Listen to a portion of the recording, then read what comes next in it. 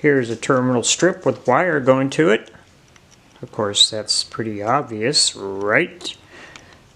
This one here is going to be going to my control panel, which will control power to the turntable and the turntable stalls.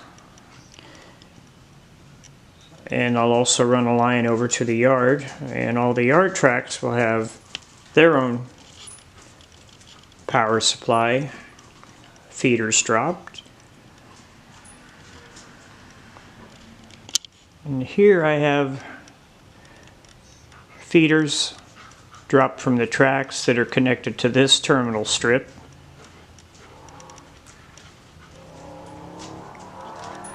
I also need to connect more drop feeders, connect them to the other corners and the other side of the layout, which is coming really soon. I am out of wire, so I need to go buy a wire. Then I can continue this part of the project. I did not buy any suitcase clips, so that's why I have the terminal strips in here. But I prefer doing it this way anyway. To me, it's just a better connection, more connectivity.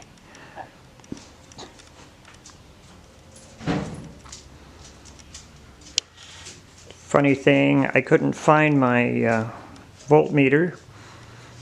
So when I was at Harbor Freight the other day, I picked up another voltmeter. And guess what? I found the missing voltmeter.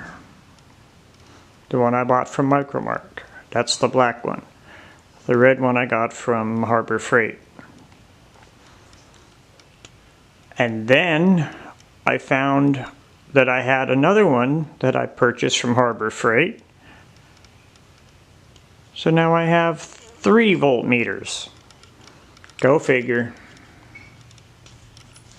Here sits a couple of passenger cars that I've been pushing around the layout to make sure that the track is in good condition. They are 6-axle trucks, so those are usually troublesome.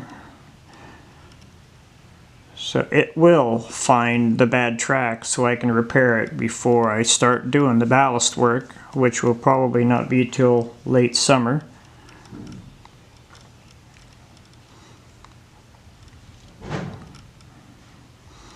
I'm hoping to have power to the tracks in a couple of weeks. And then I'll start running test trains, reinstall the turntable, finish wiring up the power panel for the turntable tracks and the yard tracks.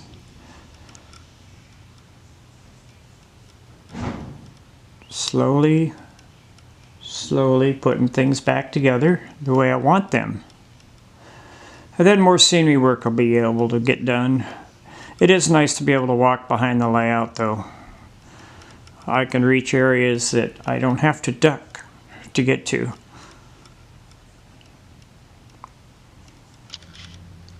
One of the things that I found important to do is once I put my wires into the terminals here, not only do I crimp them, I also have some wires sticking out so I can solder it to the terminal.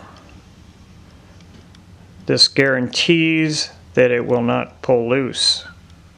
I've had too many wires pull loose because I didn't properly crimp them. So with the added help of a little bit of solder, it prevents this from ever happening. Unless, of course, they get a bad solder joint. And then got to start over. But that doesn't happen that often. And the final shot of my ladder tracks going into my yard.